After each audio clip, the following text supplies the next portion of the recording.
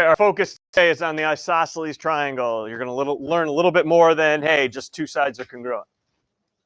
All right, learn a little bit more than that the two sides are congruent. What I show you today, we're going to put in the reasons column tomorrow in a proof. All right, but for today, we're just going to learn a couple new facts. Maybe you did not know about an isosceles triangle. First fact I have up there, okay, we knew they had two sides, two congruent sides. All right. Now, ready for the big reveal. If you know where those two sides are congruent, the angles across from them are also congruent in an isosceles triangle. All right.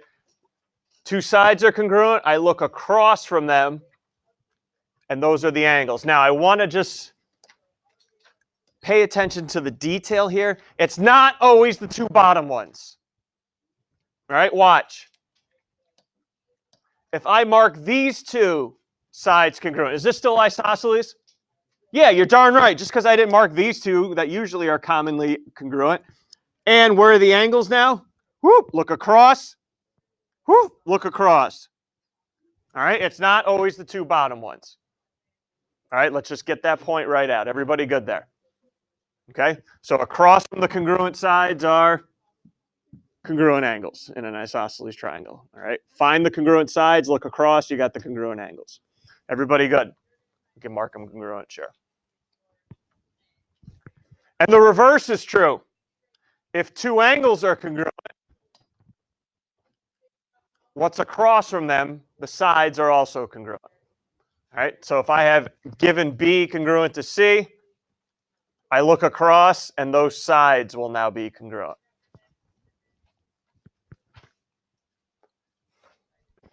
Everybody good with those two? Did we know that or no? That's breaking news. Good.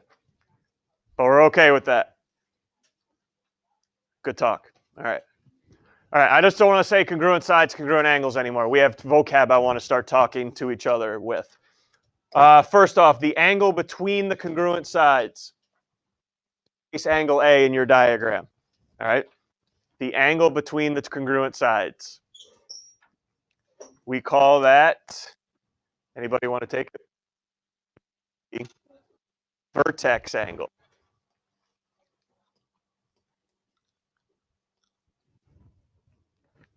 It's the angle, non-congruent angle. It's the one out of the three that aren't congruent to the other two. It's the outcast. Some of you could relate. All right. It's the outcast. Not congruent. On a Monday to start roasting people? No. Sorry. Didn't think so. Too harsh? No. All right. What about the sides that are congruent? The sides that are congruent to each other. Anybody know those before I reveal? You got two of them. You use them on a daily basis. Legs, nice job. Legs, could have been anything. My next clue starts with L, ends in eggs. What about the unequal side, the outcast side?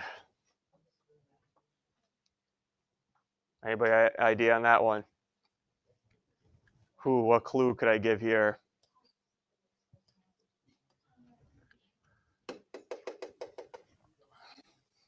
Hypotenuse only in a right triangle. The unequal side, no. Okay, we'll start off with the letter B.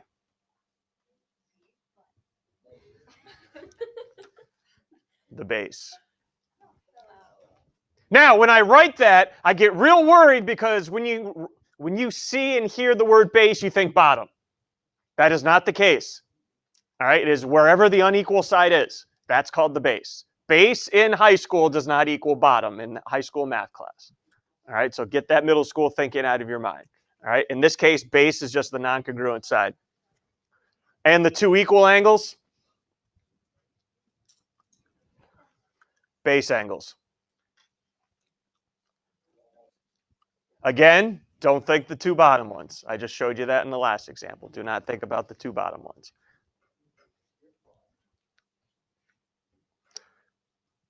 Any questions on the vocab before I go nuts now?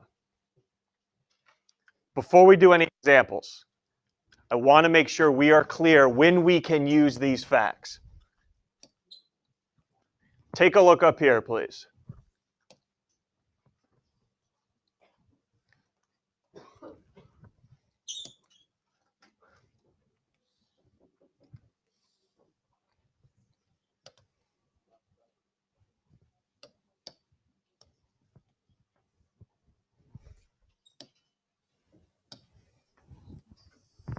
So there's no confusion. What I've shown you, the facts I've shown you today can only occur in one and only one triangle. Here's what I'm talking about. Does everybody see two sides, a pair of sides are congruent in a single triangle? Does everybody see that? So yes, the angles across are congruent to each other. Now, look at this next example. Okay, these sides are congruent, but that does not mean that those angles are congruent. This only happens in one single triangle, not two different ones. Everyone see that? Don't try to apply it to two different ones. All right? The two sides have to be congruent in the same darn triangle. All right? Not two separate ones. This one's a big no-no. All right? Big no-no there. Good? Everyone see the difference when I can and cannot use this theorem? Because this will happen. All right, let's go to the examples. Let's see what you're made of.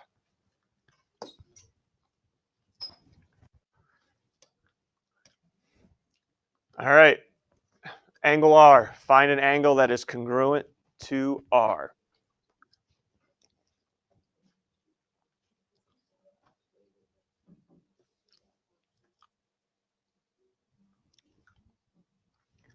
And an angle that's not marked S. I'm looking for a little bit more than that, everybody. Yeah, I know I marked them, but let's get another angle that's congruent to R, please. All right, another angle that's congruent to R. And we're going to be backing ourselves up with a Y here.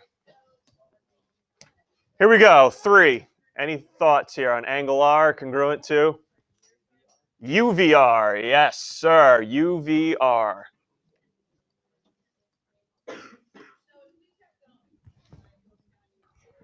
Okay, everyone ready for the Y now, which will go into the reasons column of your proof tomorrow.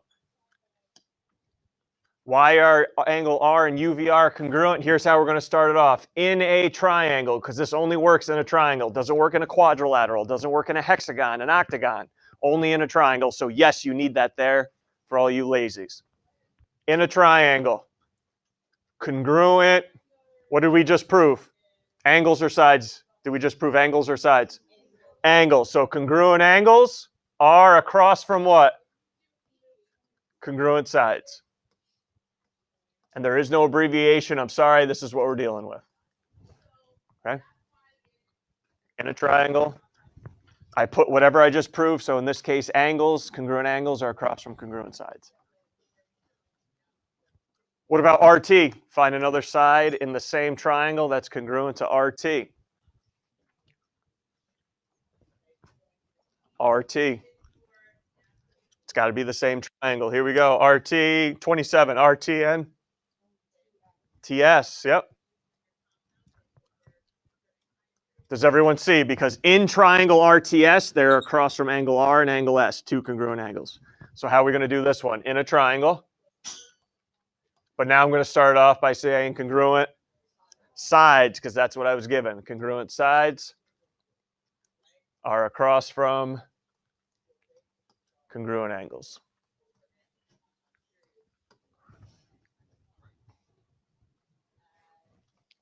And the last one, VW. Remember, it has to come from the same triangle that VW is in. So VW and here you go, 13 VWN, WS. They're both in the same triangle. So in a triangle, how do I want to start this one off? Congruent sides. Yep, whatever you just proved, that's what I started off with. Congruent sides across from congruent angles. All right.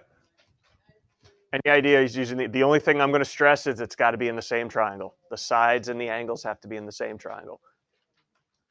Okay, you and your group right now, I'll give you guys probably only need about 3-4 minutes to complete numbers 1 and 2, and then I'll ask some people what they got.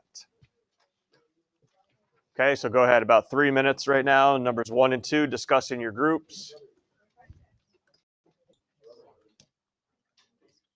Here we go, 26, start us off. Let's go with angle Y here. 26 in the house. 70, why? Explain yourself. I'm not going to write it down, but explain yourself.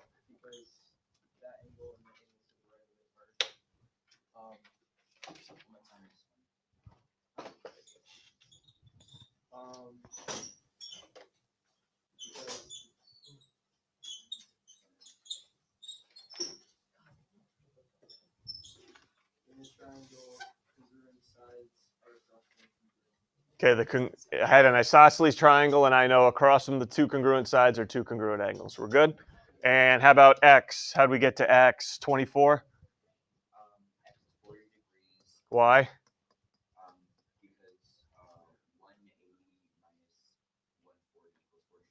So that angle there you found first, right?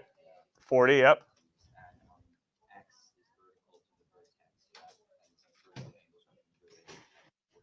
There you go. All right. Questions? Okay, next up, X and Y here. Whatever you want to tell me first for number 2, X and Y. Here you go, 28, X and Y. Y equals 20. How'd you get there?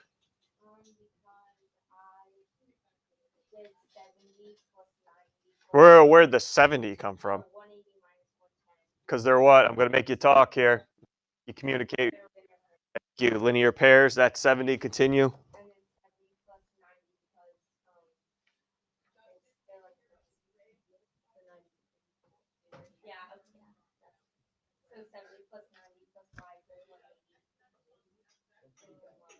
Thank you. That was long and awkward. Thank you. All right, and then how about X? 20.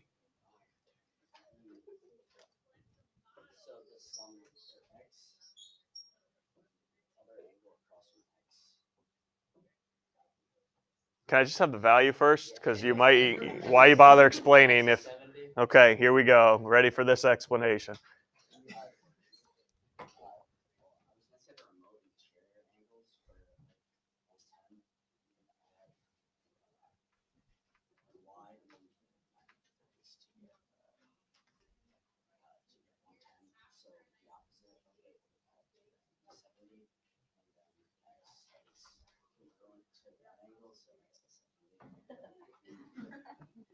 So basically it's an isosceles triangle. Across from the 70 we just found here is another 70. Okay. Other questions? Anything else? Okay, let's go. Show your work, please. Show your work tonight on the homework.